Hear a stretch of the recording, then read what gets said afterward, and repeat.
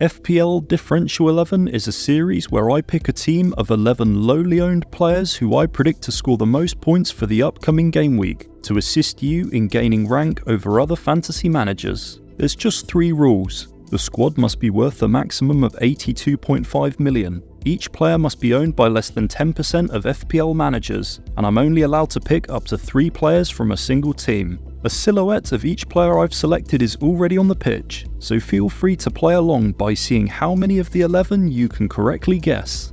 Kicking off the team in goal, I've decided on Emi Martinez for Villa's home match against Everton. I watched the Aston Villa-Newcastle game last week, and the 5-1 scoreline mainly occurred due to Villa's high line being exploited towards the end of the game. Newcastle proved across the last year or so that they're effective at taking advantage of that style of play. However, I'm not sure Everton will be able to capitalise as effectively. Although Villa lost a couple of key players in Mings and Buendia, I still expect them to dominate in this match and come away with a comfortable victory. First up in the back line, I've gone for Chelsea's goalscorer last week against Liverpool, Axel Disasi. Disasi had what I thought was an incredibly good opening game, and I fully expect him to continue starting in the back 3 of Pochettino's starting 11. The Blues defended resolutely against Liverpool, and if they were to repeat that performance on Sunday, I fully expect them to pick up a clean sheet at the London Stadium versus West Ham. I don't feel like there's an awful lot of choice this game week when it comes to defenders under 10% selected in FPL, but Disasi looks to be a solid pick.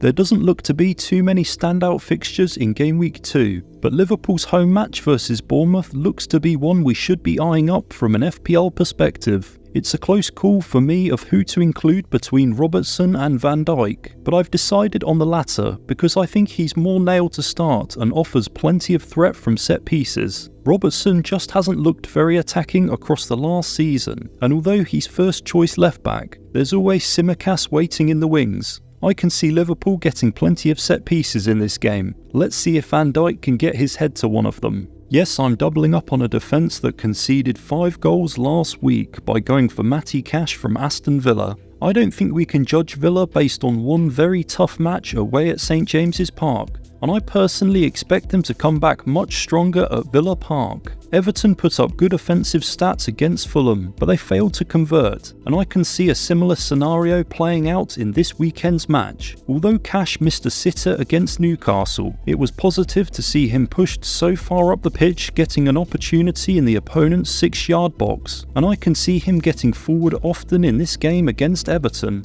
I did originally consider Diogo Jota in this first midfield spot, but I've decided that Luis Diaz is probably the better pick. With Jota playing the majority of minutes against Chelsea, I honestly think it's a 50-50 call on who starts up front against Bournemouth out of him and Darwin. I seem to remember Diaz having a very strong game against the Cherries last season in that 9-0 victory at Anfield, and I think his place on the left side of the front 3 is relatively safe. Chelsea limited Liverpool to very few chances, but this week I fully expect plenty more goalmouth action, and thus more FPL points for Liverpool's forward assets. Nottingham Forest started off their Premier League season with a very tough away fixture against Arsenal, and I think many of us expected the Gunners to win far more convincingly than 2-1. Friday night's game against Sheffield United should be a completely different story for Forest, who were very impressive at home last season, and I can see there being plenty of goals in this one. Gibbs White returned an impressive 5 goals and 12 assists last campaign, and there's a very real chance he gets off the mark for the 23-24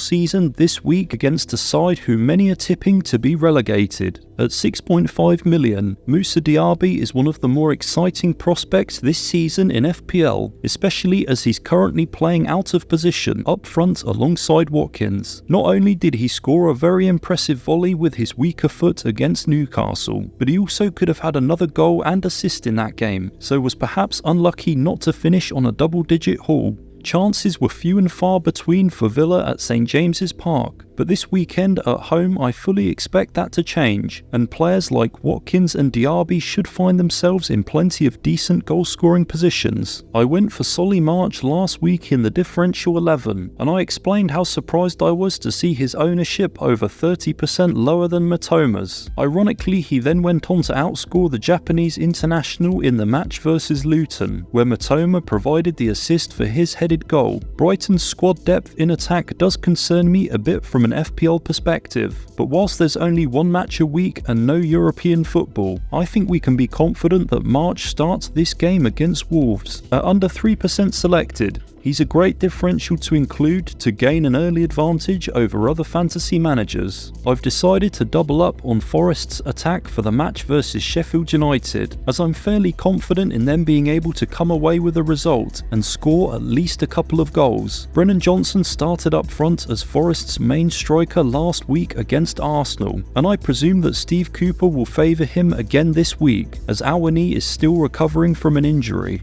Other than one big one-on-one chance missed in Gameweek 1, there was slim pickings for Johnson. However, I'm totally convinced he gets plenty more opportunities this week and should hopefully pick up an attacking return. Many of us were unsure of how Arsenal would line up against Forest in the opening game week of the season, especially in the forward spot. But in the end, Arteta decided to go with Eddie Nketiah. Arsenal didn't actually manufacture too many chances in that game, and just about managed to come away with the win. However, the Gunners had a few new additions to the starting 11, so it might take them a while to gel. Nketiah always looks dangerous when he's on the pitch, and although Palace are playing relatively well under Hodgson, I fully expect Arsenal to get the 3 points from this one and score a couple of goals in the process. Another team that didn't generate many chances last week, but still managed to come away with a comfortable victory was Man City, and I've decided to complete the Differential 11 with one of their forwards. Alvarez was fairly absent in the match against Burnley, but he did manage to pick up an assist and 5 FPL points. As a Newcastle fan,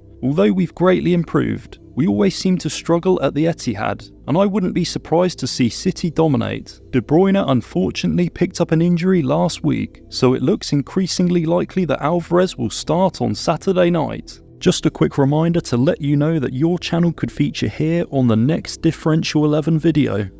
If you want to win a channel shout out in the next video and a place on the leaderboard, correctly predict the FPL points total of today's Differential 11 team. Details will be down below in the pinned comment. As always guys, thank you so much for watching, enjoy the rest of your day and best of luck for the upcoming game week.